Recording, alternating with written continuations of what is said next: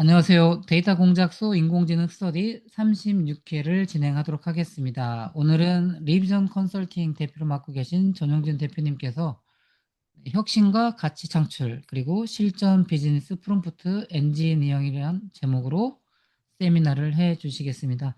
전용준 대표님은 저도 한 10년 전에 뵌 것 같고요.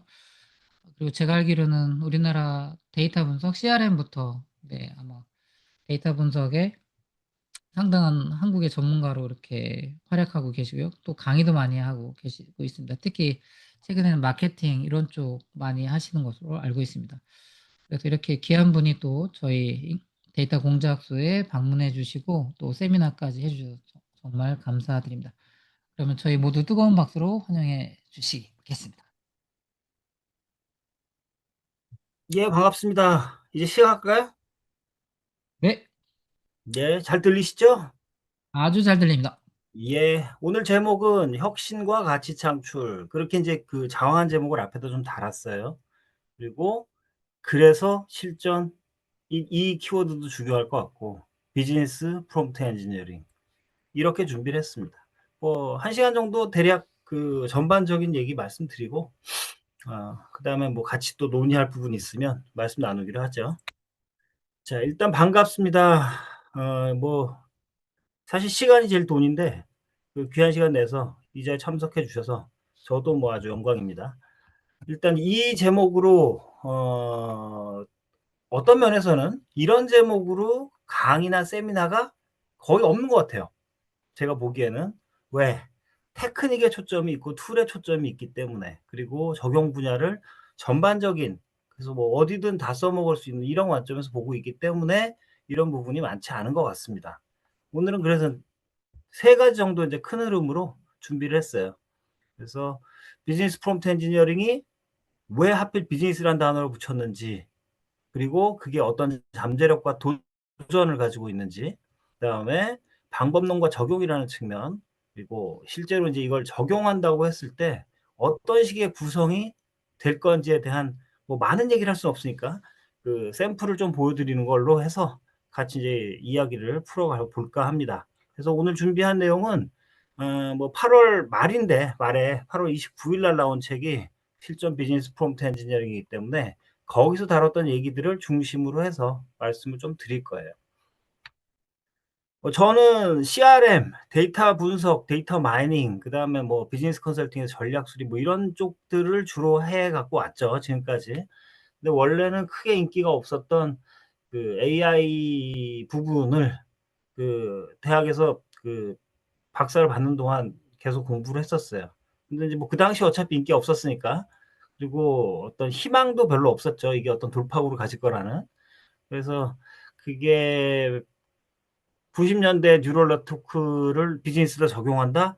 그건 뭐 그다지 인기 있는 종목은 아니었습니다. 근데 실제는 뭐 실무에서는 각종 분석이라든지 이런 그 거기서 파생되는 여러 가지 또 연결된 기술들이 다 쓸모가 있었기 때문에 그 작업들을 실전으로 계속 해왔고, 뭐 이번에 이제 책이 네 번째인데 그전에는 CRM, 빅데이터, 그다음에 직전에 그 챗GPT를 디지털 마케팅에 어떻게 쓸 거냐. 그리고 이번에는 딱딱한 방법론 책으로 이렇게 이제 흘러가서 책도 쓰고 있습니다. 자, 첫 번째 스토리는 비즈니스 프롬프트 엔지니어링의 잠재력과 도전입니다. 왜 하필 비즈니스라는 단어를 붙였느냐? 이 문제하고 관련돼서 프롬프트 엔지니어링에 대해서 우리가 얼마나 알고 있느냐 생각을 해보자는 거예요. 우리가 많이 아느냐 이거죠, 과연. 어디서 들어는 봤어요. 또 공부를 하신 분들도 계실 거고 책을 보신 분들도 계실 거예요. 그런데 과연 우리가 프롬프트 엔지니어링에 대해서 충분히 알고 있을까? 저는 물음표인 것 같아요. 그 위에서 비즈니스라는 단어가 앞에 붙었을 때 어떻게 달라지는지에 대해서 과연 우리가 알고 있느냐? 충분히? 글쎄. 그리고 실제로 우리가 그 비즈니스에다가, 이게 비즈니스라고 얘기를 하면 중요한 일이라는 거죠. 돈이 걸려 있는 이 중요한 일에다가 프롬프트 엔지니어링을 적용하기 위해 충분한 연습과 경험과 능력을 가지고 있느냐? 이것도 고민할 거리인 것 같습니다. 아주 상식적인 얘기에서 출발을 하시죠.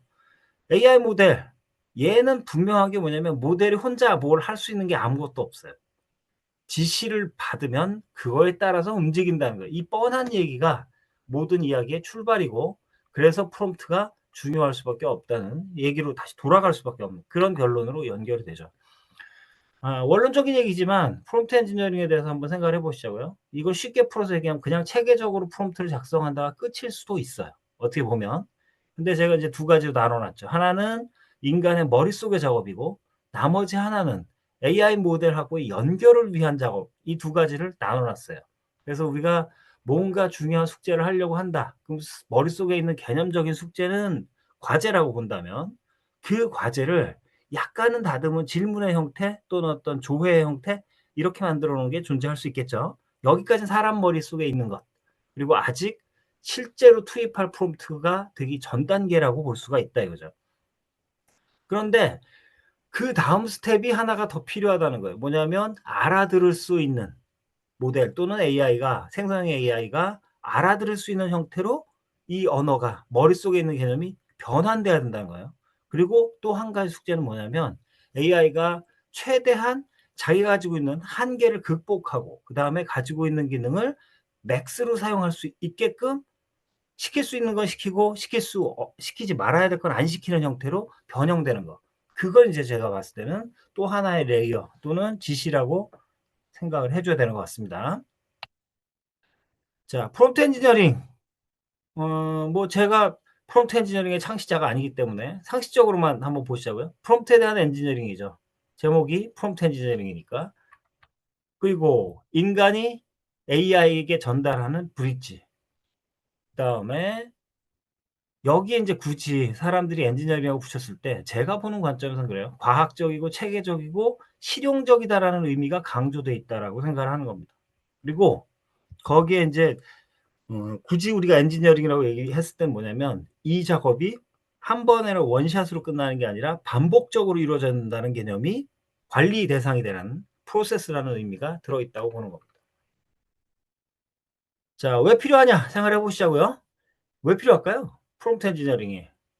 뭐 지시를 해 주면 돼. 아무 말이나 하면 모델이 알아서 잘 해 주면 돼. 맞죠? 맞는데 문제는 뭐냐면 지금 수준의 AI가 사람이 기대하는 답을 완벽하게 주지 않는다는 데 문제가 있다는 겁니다. 자, 그래서 어떤 형태의 문제가 벌어지냐. 첫째, 답이 없어요. 답이 없으니까 답을 못 주는 거예요.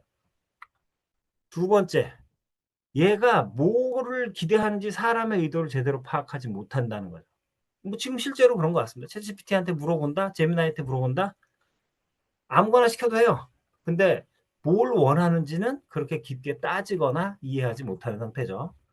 또 한 가지는 뭐냐면 답을 찾을 방법을 모른다는 거예요. 어떻게 답을 찾아야 되는지에 대해서 모르고 답만 찾아오려고 애를 쓰는 거죠.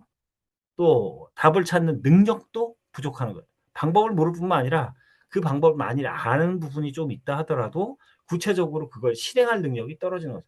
이것들이 다 모이니까 결국 완벽한 답을 주지 못하는 문제로 벌어지고 우리가 막연하게지만 기대하는 챗GPT나 제미나이나 클로드에 기대하는 엄청난 결과물은 나오지를 못하는 거죠. 여기 인제 비즈니스라는 단어를 붙였어요. 그죠? 근데 그랬을 때 우리 비즈니스에서의 프롬프트 엔지니어링. 이 비즈니스라는 단어가 붙었다는 데 초점을 둘 수도 있을 거고 '이건 돈이 걸려 있기 때문에.'라고 해석할 수 있겠죠. 그죠? 그래서 똑같은 일을 하더라도 회사 안에서 하는 일, 돈하고 연결돼 있는 거라면 뭐든지 다 비즈니스 프롬프트 엔지니어링이라고 볼 수도 있을 거예요, 범위라는 측면에서. 또 하나는 주로 업무용으로 가는 형태의 비즈니스 프롬프트. 그거를 엔지니어링 하겠다. 이 두 가지의 약간은 다른 시각이 있을 수가 있을 것 같아요. 우리가 그 AI 혁신 그리고 미래 이걸 지금 거의 동일시하는데 지나간 스토리를 한번 보시자고요. 1 차, 2 차, 3 차를 거쳐서 산업혁명이 진행이 됐습니다. 그리고 지금 이제 AI 혁명이라고 그래요. 그래서 어떤 사람들은 이게 4 차, 5차 뭐 이렇게 얘기할 수도 있겠지만 제가 봤을 때 관점은 여태까지 벌어졌던 건 어쩌면 산업혁명이 아닐지도 모르겠다. 산업 또는 비즈니스 관점에서. 왜? 얘가 미치는 파장이 AI가 미치는 파장이 1, 2, 3 차하고는 비교할 수 없을 정도로 파괴적으로 크기 때문에 그렇다 이거죠. 근데 여기서 인제 바틀렉은 뭐냐면 자 모델은 존재하고 돌릴 수 있는 툴들은 있어. 근데 얘가 뭘 해야 되고 어떻게 해야 되는지에 대한 지시를 하는 능력은 지금 전혀 발전이 되지 않았다. 거의. 그렇게 보인다는 거죠. 결국 그래서 지금 제가 얘기했던 이 비즈니스 프롬프트 엔지니어링은 어떤 의미에서는 첫 번째 산업혁명이라는 바로 코앞에 와 있는 이거를 실제로 발현시킬 수 있는 트리거다라고 보는 겁니다.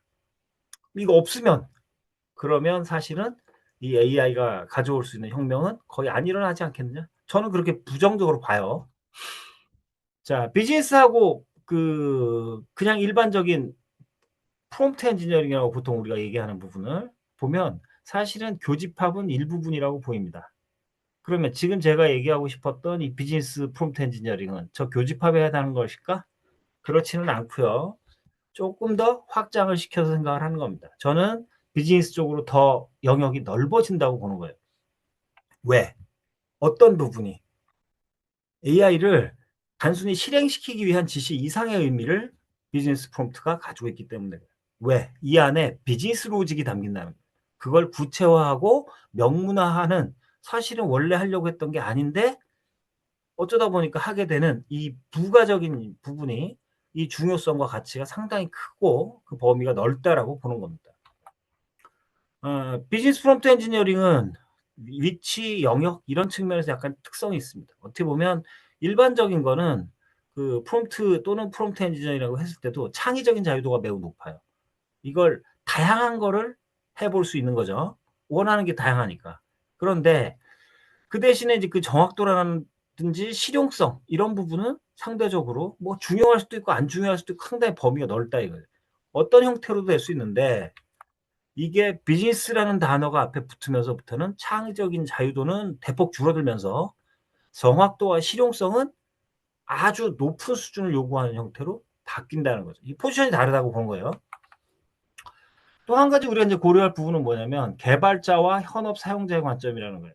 그래서 지금 대부분 얘기하고 있는 프롬프트 엔지니어링은 사실은 그 개발자들용이에요. 그래서 API로 연결을 시켜서 또는 우리가 다운로드하거나 서버를 내 걸 가지고 모델을 돌려서 그걸 가지고 어떤 업무 결과 또는 뭐 뭔가를 만들어내려고 하는데, 그랬을 때 그 모델을 돌리기 위한 프롬프트, 그러니까 시스템의 일부라고 생각을 하는 거죠. 이제 개발자들이 주로 관심이 있고 그분들만 이제 개발을 하고 있어요. 이 프롬프트 엔지니어링 기술이나 이런 부분도.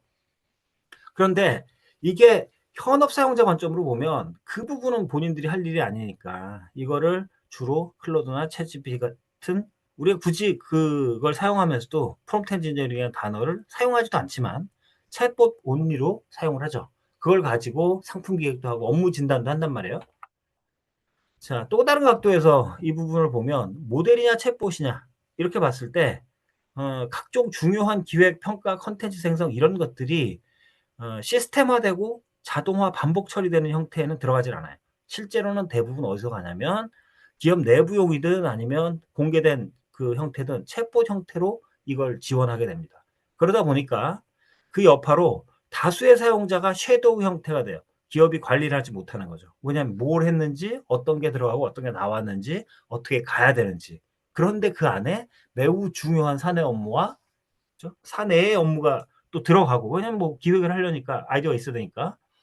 또 중요도도 매우 높죠. 왜? 사용자가, 중요한 사용자가 많이 이걸 사용하고 있기 때문에. 그래서 저는 지금 포커스를 오직 사실은 뭐 다른 데를 할 수 없다기보다도 지금 제일 관심은 덜 주목받고 있지만 중요도는 높은 챗봇 온리로 사용하지만 거기에 실제로 중요한 비즈니스 업무가 돌아가는 부분에 맞춰서 지금 생각을 하는 중입니다, 모든 면에서. 그런데 실제로 인제 어떤 도전들이 있는지를 한번 정리를 해 보면 현실은 그런 것 같아요. 제가 그 강의를 통해서도 이거 뭐 하루 종일 하는 강의도 그 뭐 몇십 회를 했어요. 몇십 회를 했는데 한 2년 동안. 근데 그거를 하면서 실무자분들을 실제로 만나 보면 업무를 하시는 분들이죠. 이 뭐 챗GPT 개발자 이런 거 아니고. 근데 프롬프트 작성 능력이 매우 떨어진다는 거예요. 그러니까 당연히 리스판스가 낮게 나오죠. 그걸 그대로 믿고 써도 문제고 거꾸로 그래서 못 써도 문제인 거죠. 자, 그걸 이제 나눠서 생각을 해 보면 첫 번째는 뭐냐면 업무의 코어 부분을, 핵심을 프롬프트로 변환하지를 못해. 그러니까 representation이라고 그러죠. 표현을 하지를 못하는 겁니다. 그러니까 전환이 안 되는 거죠. 그러다 보니까 AI의 역량, 이 기능적으로 어떤 게 가능하고 그러려면 어떤 지시가 필요한지 모르니 최대로 발휘시키지 못하고, 그다음에 AI가 문제점이 있어도 우회시키는 프롬프트를 작성하지 못하는 거예요. 결과적으로 제대로 지금 가진 능력이 100 이라면 20, 30도 써먹지 못해. 이 비즈니스 용도로 중요한 업무를 하는 걸 알고 있음에도 이런 문제가 있는 거죠. 이게 이제 영역별로 보면 각 영역에서도 다 문제들이 있을 텐데, 마케터는 마케터 나름대로 전략 기획, 상품 기획, 신사업 기획, HR, CRM, 그다음에 업무 프로세스 관리 다 쓸 때가 있을 텐데 이게 제대로 안 되는 거예요. 예를 들어서 뭐 새로운 시장 진입 전략을 제안해 줘. 여기까지 쳐넣는 게 끝인 경우들이 대부분이다 이거. 그다음에 요즘 잘 팔릴 상품 그거 아이디어를 10개 줘. 여기에서 멈춰 있다는 거예요. 여기에 들어갈 수 있고 들어가야 하는 부분들을 만들어 넣는 기능이 이제 숙달이 안 돼 있는 거죠. 이 문제와 관련돼서는 뭐 꼭 비즈니스 문제가 아니라고 하더라도 근본적인 생성형 AI의 한계를 보고 넘어가는 게 굉장히 중요할 거라고 생각이 되는데, 많이 발전됐죠. 지난 2-3년 사이에 처음에만 또 놀라웠지만 많이 발전이 됐는데, 그래도 여전히 매우 빠르게 80점까지는 가는데 90점을 넘어가기 위해서는 매우 정밀한 설계가 필요할 수 있고, 여전히 GPT-5 같은 게 나왔는데도 불구하고, 또는 90점 이상은 죽어도 안 가는, 아무리 머리 써도 못 가는 이런 부분들이 현실적으로 존재한다는 거예요. 얘가 답해 줄 수 있는 지식도 한정돼 있고 바이어스가 있고 부정확한 것도 여러 종류의 부정확함이 있고, 거기다가 계속 모델이 바뀌면서 어느 건 되고 안 됐다라는 한계까지도 빠르게 바뀌기 때문에 그거에 대응한다는 게 현실적으로 굉장히 어려운 문제가 되고 있죠. 자, 그렇게 되면 이런 한계들을 구체적이고 세부적으로 알고 있어야 돼요. 그걸 바탕으로 해서 한계를 하나하나씩 해결할 수 있는 방법들을 개발을 해야 되고, 그게 우리가 챗GPT든 클로드든 제미나이든 시스템을 만드는 게 아니기 때문에 그 모델의 한계가 주어져 있다고 치면 그거를 대응할 수 있고 조절할 수 있는 방법은 딱 프롬프트라는 하나의 창밖에 없어요, 루트가. 결국 그 루트를 찾아내기 위해서 모델의 한계를 충분히 이해하고 있어야 되는 거죠. 자, 결국 명확하게 시켜도, 그러니까 그 기본적으로는 아주 정확하게 충분히 이해할 만하게 시켰는데 답이 안 나온다고 치면, 좋은 답이 나오지 않는다고 치면, 이걸 또 소화시키는 기능이 없다면 결국 어떻게 프롬프트가 바뀌어야 되는지에 대해서 알고 있어야 된다는 거겠죠. 우리가 챗GPT를 예로 한번 볼게요. 그러면 이제 처음 우리가 챗GPT를 만난 건 3.5 였습니다. 그런데 지금 4.5를 거쳐서 서치 기능이 들어갔고, 5.3 심층 모델이 합쳐지면서 오토 라우팅까지 되는 GPT-5를 지금 쓰고 있어요. 이게 지금 한 2달 됐죠. 2달 좀 넘었나요? 그 정도 됐는데, 이제는 뭐 알아서 다 해줄 것 같다는 기대를 사람들이 하기도 시작했어요. 그런데 막상 여기 들어가서 보니까 수많은 문제들이 있어요. 사람들이 지금 벌써 초기에는 얘기를 하다가 전 세계적으로 이게 지금 뭐 한 달 지나고 나니까 이게 잠잠해졌습니다. 그냥 적응을 해 버린 거예요. 그러려니 하고 쓰고 있어요. 근데 자세히 들여다보면 오류 인식, 수정 이게 제대로 안 됩니다. 그리고 지나친 확신이 훨씬 더 강해졌어요. 그리고 추론 판단이 제대로 안 돼요. 그리고 라우팅이 잘 안 되는 거예요.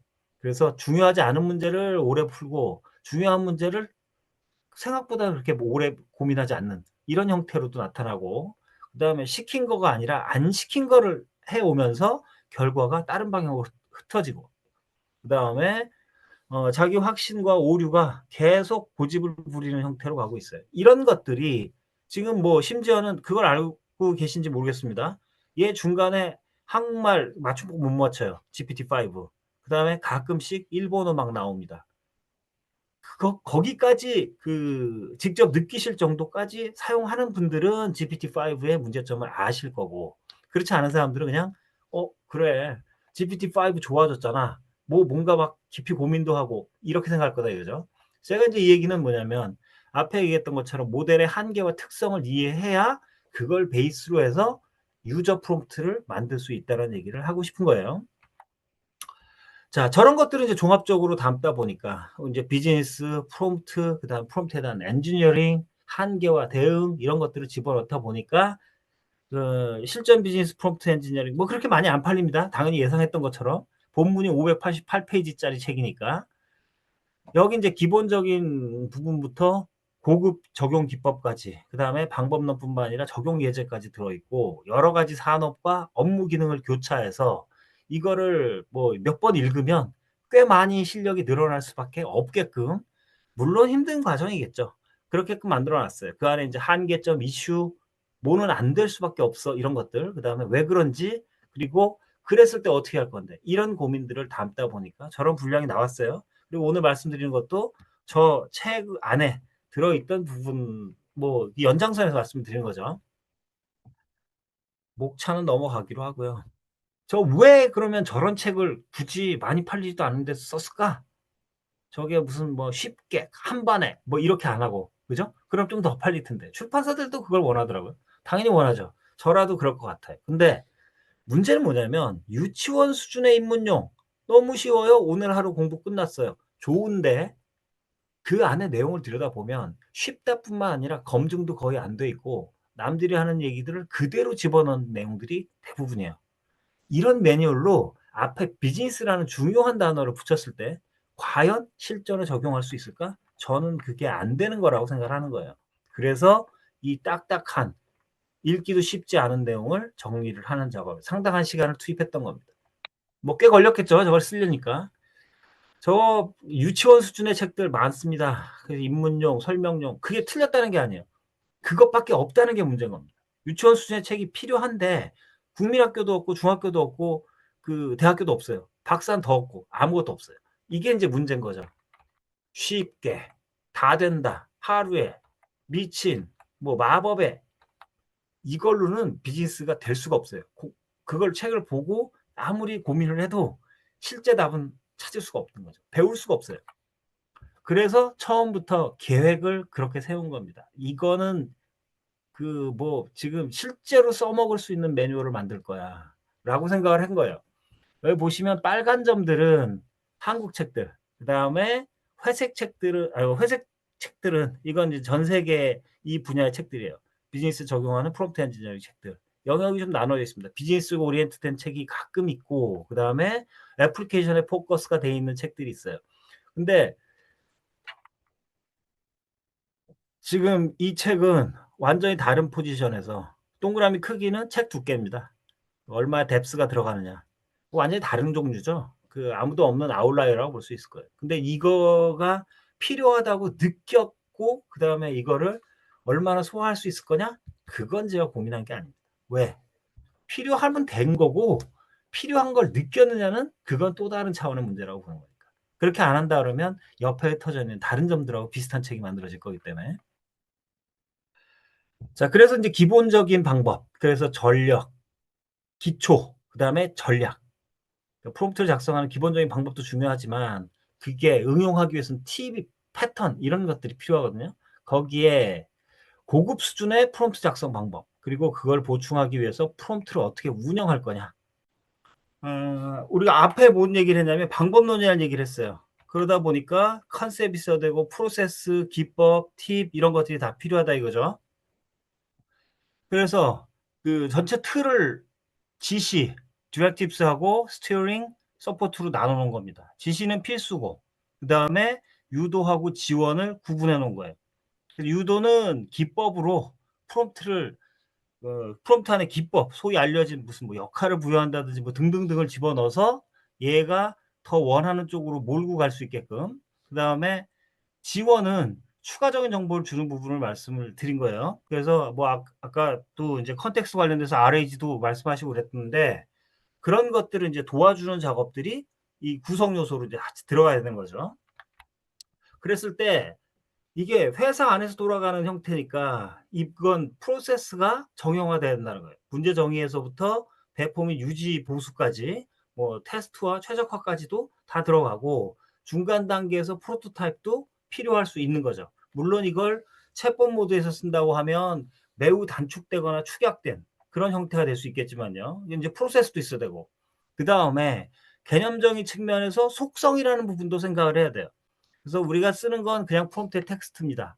그게 사실 다라고 생각하지만 한 줄로 프롬프트를 작성한다고 해도 그 뒤에는 맥락, 목표, 그다음에 형식, 그다음에 언어나 원하는 응답의 형태 키워드 같은 다양한 것들이 사실은 속성으로 부여가 돼 있는 거죠. 이 부분을 어떻게 이제 잘 정의하고 관리하느냐가 결과의 품질을 좌우할 수밖에 없다는 거예요. 또 구성 요소도 최대한 체계적으로 나눠 놓고 어떨 땐 뭐가 필요하고 어떨 때는 안 필요하고 선택할 수 있게끔 이해를 하고 있어야 된다는 거죠. 그리고 방법이라는 측면에서도 기본적인 방법 그리고 플러스 알파로 뭐 기본으로는 우리가 명확하고 직접적인 지시를 하라고 누구나 얘기를 해요. 그건 뭐 널리 알려진 얘기인데 알아듣기 쉽게 거기 위에 다층적이고 복합적인 지시를 어떻게 표현할 거냐. 그건 언제 필요한 거고 어떤 방식들이 존재하느냐. 이런 것들은 이제 또 알고 있어야 되는 거죠. 뭐 예를 들면 특정 형식이나 구조를 요구한다든지 특정 조건을 만족시킨다든지 제한을 둔다든지 이런 식의 인제 지시사항을 구체화하는 패턴들을 알고 있어야 되는 것 같아요. 또 리스트, 표, 문단. 자 예를 들어서 한번 보면 "세 개 단락으로 나눠서 보고 자료를 작성하라." 그냥 "보고서를 써 줘." 이랬을 때 나오는 건 너무 획일적이고 또 내가 원하는 거하고 배분이 안 맞다 이거예요, 순서도. 그러면 첫 번째 단락의 결론, 두 번째가 배경, 세 번째는 본론이야. 그리고 의미상의 문단을 전체 몇 글자 안에서 몇 개로 나눠. 그다음에 각 문단의 핵심을 문단 내에서 두 갈씩으로 전개해. 한 줄로. 이런 식의 인제 그 지시가 비슷한 것들은 얼마든지 지금 많이 공유가 되고 있지만 이렇게 설계된 대목들이 부족하다는 게 이제 아쉬운 대목이죠. 뭐 다단계 계층적 분류. 예를 들면 이런 거죠. 회사 하나에 업무 기능을 30 개를 노출해. 그다음에 이거를 두 단계로 영역 구분해. 이렇게 되면 이게 인제 계층적인 형태 트리로 만들어지죠. 이런 것들이 뭐 대단히 신기한 기술이 아니라 머릿속에 없으면 써먹지 못한다는 거예요. 그래서 인제 훈련이 중요한 거죠. 그 외에도 중간에도 지금 멈춘 동안 말씀이 나왔던 것 같은데 그 뭐 "모르면 모른다고 그래라." 이건 굉장히 중요한 팁이죠. 실제로 그렇게 얘기하지 않으면 모른다 소리를 잘 안 하기 때문에. 근데 그런 식의 이제 유용한 방법들이 몇 가지가 있는데 예를 들면 비판을 시키는 거예요. 자 긍정적인 건 됐고 뭐 이건 뻔하고 다 아는 거니까 부정적인 거 중심으로 얘기를 해. 그다음에 질문을 해. 네가 나한테 왜 내가 뭘 알려줘야 되는지 내가 모르겠으니까. 또는 범위를 좁히기 위해서 뭔가를 제외시킨다든지 또는 사용자 지정. 이거 상당히 중요한 것 같아요. 누가 원하는 정보자가 누구처럼 말해라 보다 훨씬 더 중요하다 이거죠. 자 이런 것들이 알고 있으면 종합하면 이런 식으로 될 수가 있을 거예요. 예를 들면 비용 절감 측면의 개선 방안을 물류센터 팀장급 관리자들이 이해하고 적용하기 쉬운 내용과 톤으로 그리고 일반적으로는 중요성이 강조되지만 대부분 시도에서 실제로는 성공하지 못한 사례 그런 것들은 다 빼라 이거죠. 이렇게 거르고 나면 챗GPT든 클로드든 처음에 얘기했던 거하고는 완전히 다른 답이 나오게 됩니다. 그리고 거기에 일반적인 개선 방안에 대해서 비판을 포함해서 설명해라. 이게 몇 줄 안 되지만 하나의 프롬프트예요. 근데 이게 실제로는 완전히 다른 종류의 답이 나올 수밖에 없게끔 하는 그 유도가 여기 다 들어있는 거죠. 많은 잘못 알려진 또는 효과가 과장된 프롬프트 엔지니어링 기법들이 있습니다. 그중에 제가 제일 많이 언급을 하는 대표적인 게 바로 역할부예요. "너는 30년 경력의 최고의 컨설팅 전문가야. 그래서 이렇게 말해 줘. 이걸 말해 줘."라고 프롬프트를 하라고 수많은 사람들이 얘기를 해요. 구글 같은 경우에도 뭐 롤 그 어사인하는 거를 굉장히 중요한 테크닉으로 화이트 페이퍼에다 얘기를 하고 막 이러다 보니까 이건 뭐 당연한 것 같이 얘기가 되고 있는데 실제로는 저거는 거의 효과가 없다고 보는 겁니다. 그러니까 효과가 아예 없다라기보다는 없다라는 게 뭐냐면 더 나은 방법이 있는데 굳이 절로 가면서 만족해서 망하는 거죠. 그래서 이런 역할 부여라든지 뭐 이것만 자세히 말씀드릴 수는 없지만 협박이나 보상을 해. 뭐 "너 못하면 혼내줄 거야." 뭐 그 "감점이야." 이런 거 하나도 안 된다는 거. 그다음에 스텝 바이 스텝. 이게 이제 제로샷 COT라고 하는 건데 지금 시점에서는 그게 별로 의미가 없어요. 예를 들어서 그 심층 추론 들어가 있는 모델들을 쓴다? 굳이 그렇게 안 해도 띵킹 모드에서는 이미 저런 제로샷 COT 이상의 수준으로 기본으로 들어가 있기 때문에 그런 거죠.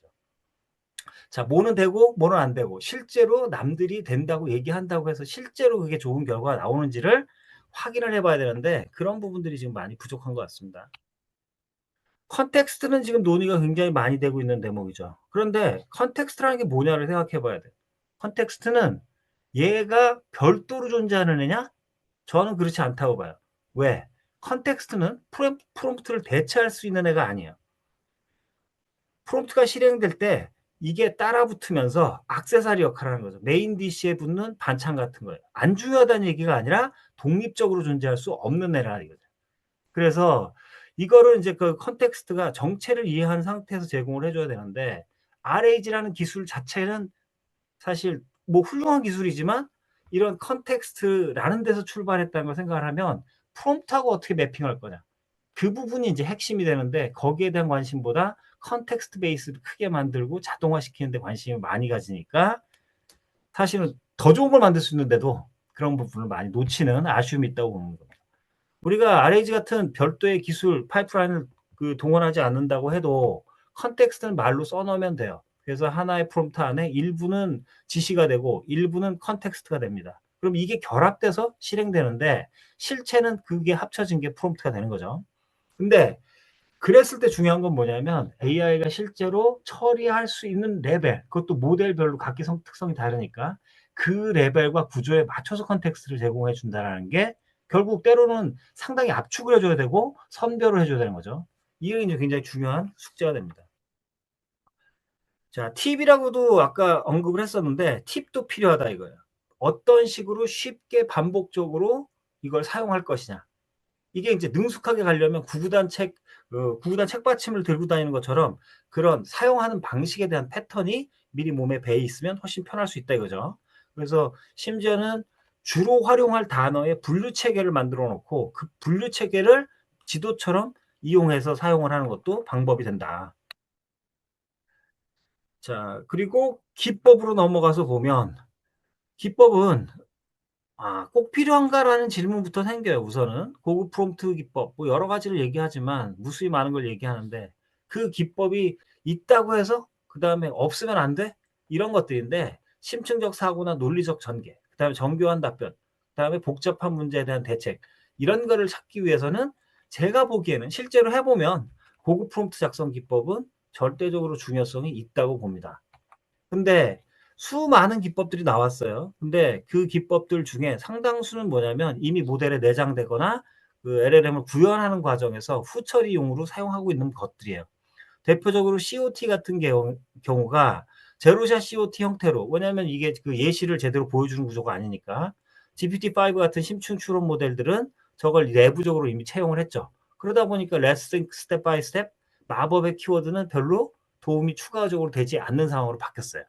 그런데 저거 외에도 여러 가지 방법도 있죠. 셀프 컨시스턴시라든지 TOT 또는 문제 분해나 셀프 리플렉션 같은 많은 방법들이 있어요. 여기 보여드리는 건 책에서 달았던 17개 정도 샘플을 말씀을 드리는 건데 뭐 주요한 거기도 하고요. 용도도 다르고 그다음에 난이도도 다릅니다. 근데 저도 책을 보죠. 당연히 프롬프트 엔지니어링 책을 쓰려면 당연히 남들의 자료나 책도 봅니다. 보는데 거기 보면 예제가 뭐냐, 논문들도 마찬가지예요. 단순 수학 문제 푸는 거 예제로 보여주고 그다음에 그거 갖고 벤치마크를 해요. 그게 비즈니스 문제로 바로 적용할 수 있는 형태가 아니라는 거예요. 프롬프트를 그렇게 구성을 할 수가 없어요. 그러니까 이제 이 컨버전을 어떻게 해결할 거냐, 여기에 이제 굉장히 큰 숙제가 남아 있었던 거죠. 결국 COT 예제를 만들고 싶어도 예제를 못 만든다 이거. 결과적으로는 일종의 제로샷 형태로 프롬프트가 만들어져요. 근데 그게 그 형태로 이제 프롬프트를 구성한다고 했을 때 막상 지금 GPT-5처럼 알아서 문제를 쪼개서 들어가는 모델한테 굳이 이걸 해야 돼? 이런 문제도 생길 수가 있겠죠. 근데 어떻게 설계하느냐에 따라서는 지금 있는 심층 추론 능력을 더 잘 활용하는 형태로 가공해서 사용할 수가 있더란 말이에요. 여기도 이제 보시면 어 기본적인 프롬프트는 예를 들면 이런 거죠. 신제품을 냈는데 매출이 잘 안 나온다. 어떻게 해결해야 돼? 이런 식의 정도까지가 기본적인 프롬프트였다고 친다면, 이거를 COT 형식으로 변환하는 방법을 여러 가지 전략을 쓸 수가 있어요. 예를 들면 그 의미상의 절차를 구체화시켜서 프롬프트에 포함시켜 주는 거. 그리고 거기에 더 보강시켜 준 게 이제 예를 들면, 자, 아예 대놓고 COT 방식을 써라고 얘기하는 거예요. 그러면 얘가 그래서 COT 방식으로 내부로 돌아갈까? 아니, COT의 의미를 반영을 하는 거예요. 이 문제를 최대한 쪼개라는 걸 강조해 주는 효과가 있는 거죠. 이런 식의 이제 전략이 필요한 겁니다. 그래서 여기 만들어 놓은 거 보면 포드 머스탱이라는 그 포드 머스탱의 전기차 버전이 마크 2 이런 실제 케이스를 놓고 그걸 가지고 위에 프롬프팅 방식들을 적용을 하면 이걸 한번 해 보시면 결과가 매우 밀도가 있다라는 걸 아마 느끼시게 될 거예요, 이런 거. 겉보기에는 그렇게 뭐 화려하게 달라지지 않았어요. 그런데도 불구하고 저 한 단어 한 키워드 그다음에 반복과 강조 그다음에 어떤 건 버리는 게 상당히 중요한 영향을 미친다는 걸 해 보시면 느끼시게 될 겁니다. SCCOT 같은 경우도 뭐 많이들 알고 있는 것들은 아니에요. 그래서 그 문제를 일종의 분할시켜 갖고 그러니까 확 이거를 펼치고 그다음에 다시 일관성을 향해서 좁히는 두 단계를 거치면서 문제를 안정적인 형태의 답이 나올 수 있는 걸로 바꿔 주게 됩니다. 자, 예를 들면 이제 개념적으로 보면 이런 거예요. 답을 여러 추론 경로를 만들어서 하나, 또 다른 답, 또 다른 답, 또 다른 답, 또 다른 답, 또 다른 답을 만들어요. 이렇게 놓고 봤을 때 그중에 가장 공통적으로 나오는 답을 마지막에 빨간색으로 저기가 앙상블이야. 앙상블의 그 교점이라고. 이 공통적인 답을 찾는 거죠. 그럼 GPT-5가 계속 흔들리는 이 non-deterministic한 비결정론적인 이슈를 이 GPT 계열의 모델들이 그 부분을 상당히 보완시켜 주고 답이 잘못됐는데도 불구하고 더 이상의 추론을 안 하고 멈춘 거를 해소시켜 주는 데 상당한 효과가 있습니다. 이 GPT-5에서도 마찬가지예요. 그래서 저도 지금 GPT-5에서 역시 이 부분은 그 가끔씩 사용을 해요. 뭐 그렇게 자주는 아니지만. 자기 반성은 제가 봤을 때는 매우 강력합니다. 특히 GPT-5 같은 최신 모델들에서도 마찬가지예요. 심층 연구를 한다고 했는데 자기가 뭘 틀렸는지를 점검하는 프로세스가 빠져 있어요. 그래서 이 자기 반성은 실효성이 상당히 높다고 봅니다. 자, 이런 기법들은 이제 쭉쭉 설명을 해야 되겠죠. 이제 대충 그래서 한 17개 정도만 설명을 해 놨는데 저것들이 다른 책에 없냐면 다 있거든요. 있는데 문제는 논문도 깊이가 부족하고 책은 책대로 이게 서너 줄 써 있고 그래서 비즈니스로 어떻게 바꿔? 예시 자체가 없어요. 그러다 보니까 그러면 이걸 못 쓰는데 구현하는 걸 뭐 어디서 봤어야지 비슷하게라도 만들지. 그래서 이제 이런 부분들을 설명을 해 놓은 거예요. 그래서 모든 예제들을 거의 대부분을 비즈니스 문제로 변환을 해서 정리를 해 놨던 겁니다.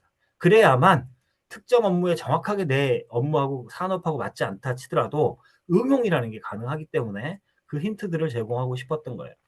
뭐 메타 프롬프팅도 마찬가지입니다. 지금 여전히 주목받고 있습니다마는 일부 사람들은 메타 프롬프팅? 이거 자동 최적화 프롬프트 만드는 기능을 뭐 오픈 AI가 공개를 했는데 이런 게 뭐 필요해? 이제는 알아서 하는 건데 메타. 실제로 그렇지 않아요. 그리고 거기서 만들어주는 메타라고 얘기하는 또는 자동 프롬프트 최적화는 최소한의 문법적 오류나 논리적 오류를 걸러주는 정도까지만 가능합니다. 비즈니스 문제에 맞춰서 튜닝하는 기능이 없어요.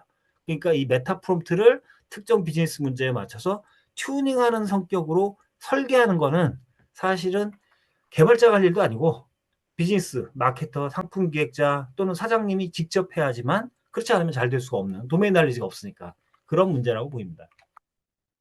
그래서 대충 소개하는 걸로 17개 정도의 기법들을 얘기를 했어요. 이러다 보니까 분량이 많아질 수밖에 없었겠죠. 이거 이제 그 맵으로 한번 보면 메타 프롬프팅부터 시작해서 문제 분해, 그다음에 창의적 제약 조건 이런 것들까지 이게 일종의 2차원의 스펙트럼으로 펼쳐놓고 봤을 때 활용 난이도가 높은 것, 낮은 것이 있고 이게 정답 지향성이냐 아니면 답을 조금 확산시키는 형태냐 이런 거에 따라서 특성이 다른 거죠. 당연히 용도도 다른 거죠. 그래서 내가 이런 맵을 머릿속에 그리고 그중에 어떤 부분이 내가 주로 하는 업무에 직접적으로 필요한지를 체크를 해서 그쪽을 중심으로 훈련을 해서 적용을 하는 그런 활용 방식이 필요하다는 겁니다. 많이는 아니고 그 수많은 예제들을 볼 수는 없으니까 간단하게 몇 가지 예제만 살펴보도록 하겠습니다. 샘플로. 이건 이제 이게 있어야 사실 그 실제 문제에서는 어떤 식으로 쓸 수 있는지를 이해를 할 수 있기 때문에 가상적이지만 실전적인 케이스들을 많이 만들어 놨어요. 그래서 광고, 고객 리뷰, HR, 프로세스와 성과 관리 같은 거. 뭐 그냥 이런 걸 다룬 책이 거의 없을걸요. 프로세스와 성과 관리를 어떻게 할 거냐 이런 것까지. 자, 샘플을 몇 가지 보시면 여기서 이제 주로 이게 막상 업무에 들어가다 보니까 싱글턴의 프롬프트, 그러니까 한 번에 딱 들어가는 프롬프트 형식, 그래서 그 안에 복잡한 어떤 구조가 있어? 이거 갖고는 해결이 안 된다는 거예요. 비즈니스 플로우를 따라서 그게 연결될 수 있는 인풋과 아웃풋이 뭉쳐져 있는 이 통합된 구조, 이게 필요하기 때문에 어쩔 수 없이 멀티턴 흐름을 어떻게 설계하는 건지 그 방법과 샘플이 필요한 거죠. 그래서 예를 들면 초기 문제 제기와 특정 카테고리로 범위 좁히기, 그다음에 원인 분석과 가정 기반의 시뮬레이션, 그리고 그걸 종합하는 전략 제안.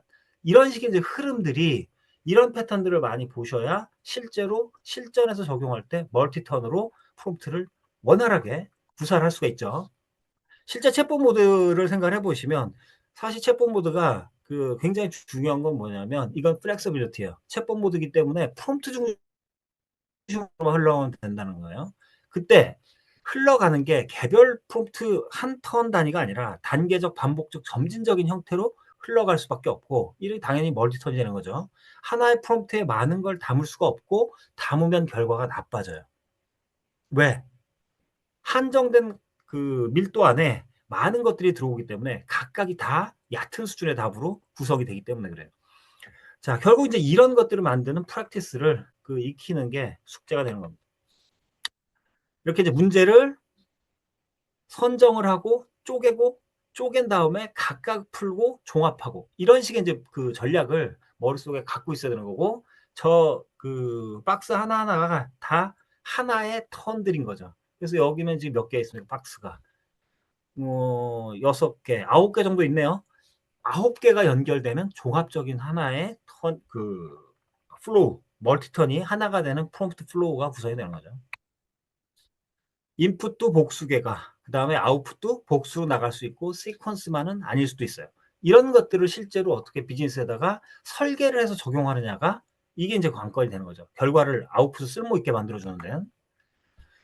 샘플로 고객 리뷰 그 분석을 잠깐 보면, 예를 들면 이제 고객 데이터를 줬겠죠. 리뷰 데이터를. 그러고 나서 그걸 분석을 합니다. 장점, 단점을 파악해. 그다음에 벌어질 수 있는 패턴이라는 게 정해져 있어요. 리뷰 내용과 별점이 일치하지 않는 리뷰들이 있겠죠. 그것들을 걸러줘야 돼. 그다음에 통계 내고 장단점을 파악해. 그다음에 그 과정에서 내용하고 별점하고가 불일치하면 내용을 기준으로 재평가해서 다시 통계를 작성해. 이런 프로세스가 있어야 되는 거죠. 자, 아웃풋도 이거 그냥 놔두면 저 뭐 상중하로 나눌 수도 있고, 그다음에 그거에 대해서도 기준이 없을 수도 있죠. 리커트 척도로 가. 그다음에 그 각각을 몇 단어로 표현해. 이런 식의 이제 그 지시사항들이 들어갈 필요가 있을 겁니다. 예를 들어서 보시면 별점과 내용이 심하게 불일치하는 경우. 그래서 예를 들어서 돌리면 이런 식으로 나오겠죠. 총 6건이 있었는데 다음과 같이 조정했어요. 이거는 불일치하기 때문에 원래 별점을 다시 부여했어요.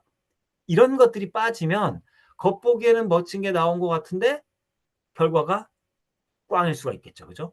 이런 단계들이 다 필요합니다. 우리가 단순한 수치 데이터를 다뤘다고 해도 수많은 전처리 과정들이 들어가는 것처럼, 모델을 뭐 예측 모델 하나 만들어도 파인 튜닝을 하는 것처럼 이런 절차들이 전부 다 프롬프트에 의해서 흘러가 줘야 결과가 원하는 거에 완벽하진 않더라도 조금이라도 가까운, 그죠? 80점을 85점을 만드는 형태로 갈 수 있겠죠.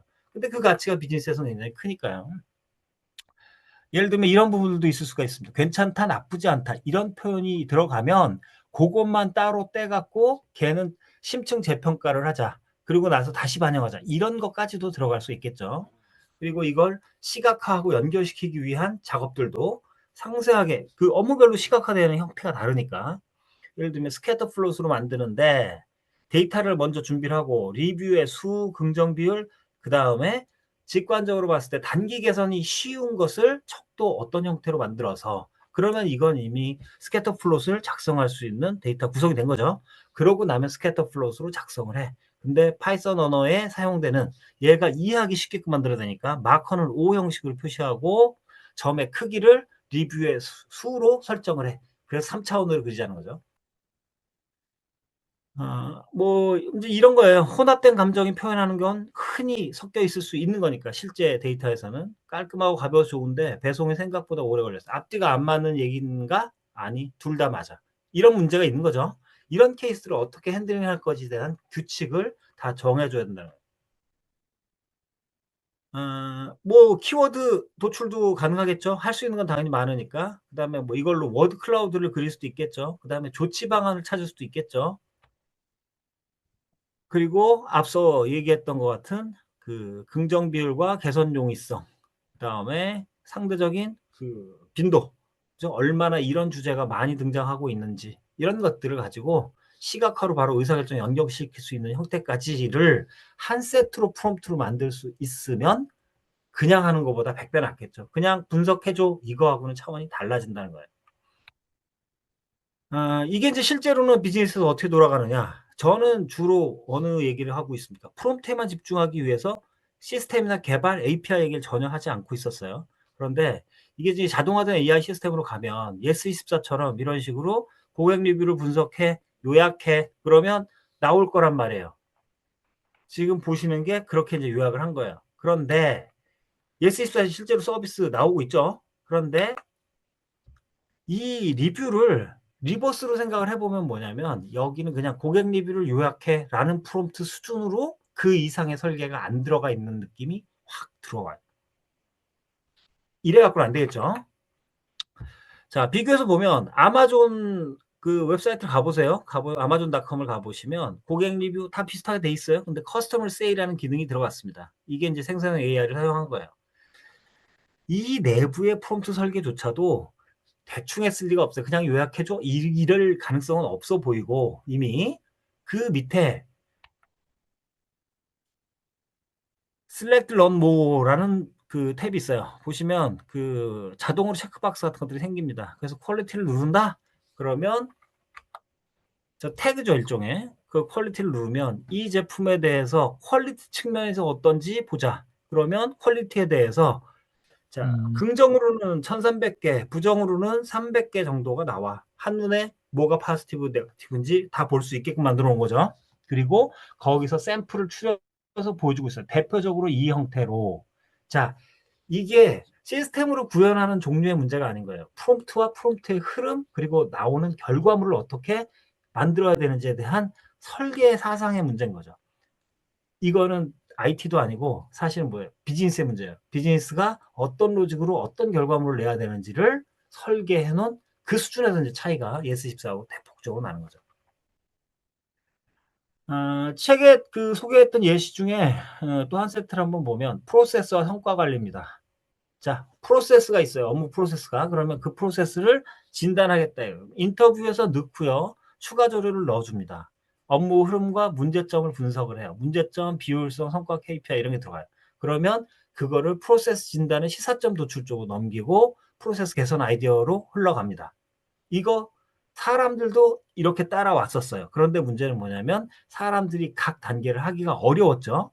이 부분을 프롬프트로 정확하게 표현을 해주면, 정형화해서 표시를 해주면 이 흐름이라는 템플릿 하나를 가지고 뭐 여태까지 완성도도 떨어지는데 그 제대로 하기도 못하고 오래 걸려던, 그다음에 사람이 많이 필요했던 일들을 훨씬 압도적인 수준의 그 속도와 그다음에 자원 감축 이런 형태로 결과물을 높은 수준에서 만들어낼 수 있겠죠.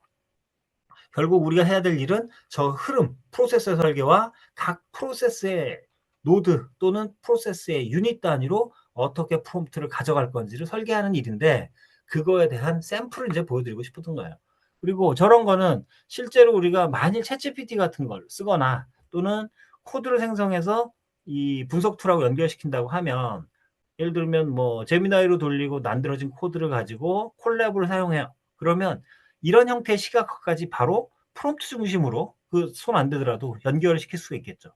트렌드 조사에서부터 최종 기획과 생산까지 연결되는 흐름, 그리고 그중에 어떤 부분이 핵심 병목인지를 인터뷰하고 각종 준비한 자료에 대한 분석 결과로부터 바로 시각화를 시키는 그런 형태로까지 갈 수 있겠죠.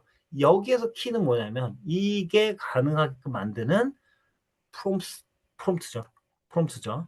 여기에 뭘 담을 건지는 다 프롬프트에 설계가 들어가는 겁니다. 그래서 제가 어떤 말씀을 드렸습니다. 초기에 비즈니스 로직을 담는 틀, 그릇, 그런 의미가 사실은 이게 이제 지시를 직접 하는 것 자체보다 훨씬 더 중요한 의미를 가지고 있다. 라고 말씀드렸던 거였어요.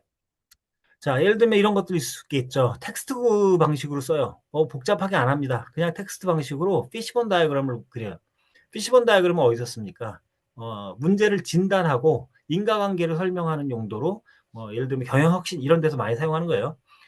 그런 프레임워크를 알고 있으면 그 프레임워크를 여기다 이제 집어넣어 주는 거죠. 그냥 뭐 누구나 다 같이 너무나 흔한 스워트를 돌려줘. 이것만 할 일이 아니다. 왜? 그거 외에도 써먹을 수 있는 데가 상당히 많으니까. 뭐 예를 들면 비즈니스 모델 캔버스를 쓴다든지, 이런 그 피시본 다이어그램을 쓴다든지, 그다음에 프로세스 맵을 그린다든지, 이런 것들은 다 의사결정이라든지 또는 프로세스 업무에 대한 이해도와 그다음에 새로운 대안 도출에 막강한 영향을 줄 수 있는 툴들이니까 그걸 어떻게 프롬프트로 활용할 거냐, 무엇을 어떻게 표현할 거냐, 이런 고민이 필요한 거죠.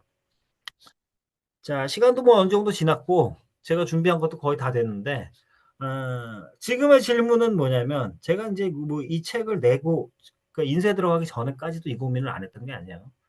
프롬프트 엔지니어링은 끝났어라는 말이 많았어요. 지금도 많습니다. 그리고 많이들 그렇게 알고 있어요. 왜? 프롬프트 엔지니어링 그거 한다고 되나? 답이 다 틀렸는데. 그리고 그거는 IT에서 하는 거지 비즈니스에서 하는 거 아니잖아. 이런 시각들이 상당히 많단 말이에요. 또 하나는 뭐냐면 GPT-5로 넘어왔습니다. 잘들 들리시는 거죠? GPT-5로 넘어왔다 보니까 야 그거는 프롬프트 엔지니어링 안 해도 알아서 잘해주잖아. 지가 복잡한 거 고민해서 알아서 답하고 그다음에 한참 고민해야 될 것 같으면 알아서 조사하고 한참 뒤져가지고 1분 후, 10분 후에 답을 주는데 무슨 잘 쓰는 게 뭐가 중요해? 그렇지 않다고 보이는 거예요. 그러니까 이게 단기적인 히트 상품으로서 열기를 주는 게 두 단계가 있었다고 봅니다. 하나는 페이스 제로, 처음에 챗GPT 나왔을 때 시점이에요. 그러고 나서 점점 전파가 됐어요. 그래서 이제 이게 중요하다고 느낀 사람들은 계속 이걸 갖고선 답을 내려고 노력했고 이 시점이 프롬프트 엔지니어가 뭐 어떻게 해야 돼 이렇게 얘기하던 시점이에요. 근데 뭐 저는 크게 거기엔 동의하지 않아요. 왜? 소수의 프롬프트 엔지니어만 있으면 돼요. 결국은 뭐예요? 비즈니스 가이들이 실제로 본인의 문제를 표현하는 능력이 있어야 되는데 그건 프롬프트만 아는 사람이 할 수 있는 일이 아니라는 거예요. 세 번째 단계는 지금 최근입니다. 2025년도 상반기 이후 엄청난 피크가 올라갔어요. 그런데 다시 이 GPT-5하고 같이 올라갔습니다. 그러다가 GPT-5가 내려가면서 이제 뭐 이슈가 오픈하고 나면 이제 잠잠해지니까 내려가면서 이제 같이 떨어지고 있어요. 그런데 제가 눈여겨보는 건 뭐냐면 저점이에요. 여기에 지금 배경에 컨피던스 인터벌 비슷하게 그 21주에 대한 로우 맥스 레인지를 줄을 쳐놨어요. 그죠? 이 로우 맥스의 레인지의 저점을 보시면 저점의 흐름이 그렇게 많이 내려가지 않는다는 거예요. 많이 상승하지도 않고 많이 내려가지도 않고 있어요. 그 얘기는 뭘 얘기하냐면 이거를 프롬프트 엔지니어링이라는 단어를 지금 찾을 필요가 없고 다음 세대로 넘어왔다는 실제로 비즈니스의 성과를 내기 위해서 프롬프트가 중요하다는 건 그냥 당연한 사실이고 누구나 공부를 해. 다만 그게 힘들고 어려워서 쉽게 진도가 안 나갈 뿐이지. 그리고 이제는 뭐 기술자들처럼 그 계속 얘기했던 건 스텝 바이 스텝으로 해요. 너는 최고의 전문가야 붙여갖고 그런 단순 트릭으로 안 된다는 걸 알았는데 그래서 어떻게 해야 되지? 이 고민으로 지금 넘어가고 있는 단계라고 보는 겁니다. 자, 저걸 연결시켜 갖고 이제 미래를 보죠. 아주 먼 미래는 얘기할 필요가 없을 것 같고 3년, 5년 좋다 이거죠. 이런 단기적인 측면에서 봤을 때 프롬프트 엔지니어링의 중요성은 당분간 점점 더 커질 것이다. 왜? GPT-6, 7 나올 텐데 걔가 답을 제대로 못 줘. 왜? 문제를 제대로 이해하지 못하기 때문에. 왜 문제를 이해 못해? 우리가 제대로 알려주지 못하기 때문이라고 본다 이거예요. 그래서 적어도 한동안은 이게 점점 더 중요성은 더 커질 것이다. 근데 이게 키워드로서 인기 끌지는 않을 수도 있어요. 근데 중요성 자체는 훨씬 더 커지고 비즈니스에서 파급 효과도 더 커질 거라고 보는 겁니다. 기술은 AI 측면에서 생성형 AI 중심으로 보면 두 가지 방향으로 나눠져서 발전할 거로 보입니다. 제가 보는 관점은 그래요. 하나는 자동화고 하나는 전문화예요. 그래서 프롬프트 측면에서 보면 본다고 했을 때도 한쪽 방향은 뭐냐면 자동 심층 추론이라는 기본 장치가 발전을 하는 거예요. 그래서 너무 엉성한 프롬프트는 자동 생성하고 교정해 주는 쪽으로 한쪽으로는 발전을 한다 이거죠. 또 한쪽은 뭐냐면 업무 맞춤형으로 최적의 프롬프트를 만들기 위한 휴먼 인더 루프에 사람 중심의 전문 역량의 중요성이 훨씬 더 커진다 이거죠. 마치 우리가 데이터 마이닝 엔지니어가 데이터 마이닝 그 분석가가 있다고 해서 비즈니스 문제에 답을 못 내는 것처럼 결국 그거는 뭐예요? 툴 돌리고 그다음에 통계적인 분석할 줄 아는 마케터나 상품 기획자나 생산 관리자가 사실은 결국 비즈니스 결과 갖고 오니까 이 형태가 나눠진다 이거죠. 그래서 자동화하고 전문화가 두 갈래 길로 나눠지면서 보완적으로 발전할 것이다라고 예측을 하는 겁니다. 그럼 우리는 뭘 고민해야 되느냐? 제가 생각하는 건 AI가 얼마나 발전할 거냐는 건 우리한테 따지고 보면 비즈니스 관점에서는 그렇게 중요한 문제가 아닐지도 몰라요. 그리고 오히려 더 안 발전하는 게 좋을지도 몰라요. 이거 챗GPT 뭐 제미나이 엄청나게 훌륭합니다. 제가 봤을 때는 뭐 수많은 틀린 답을 줘도 상관없어요. 이거 한 달에 3만 원, 5만 원 내고 이 정도의 기능을 쓴다? 이거는 뭐 그냥 공짜예요. 근데 거기서 문제가 생긴 거예요. 얘가 더 좋아지면 경쟁자는 이걸 더 잘 쓸 수 있는 위험이 있다는 거예요. 누구나 가질 수 있는 거예요. 결국 이때의 경쟁의 관건은 2, 30불로 살 수 없는 그 부분에서 나오겠죠. 2, 3천 불로 살 수 없는 그 부분에 나올 거예요. 바로 뭐냐? 이 프롬프팅. 비즈니스가 어떻게 프롬프트를 관리하고 설계하고 적용하고 활용할 수 있느냐. 이 능력에서 차이가 날 것이다.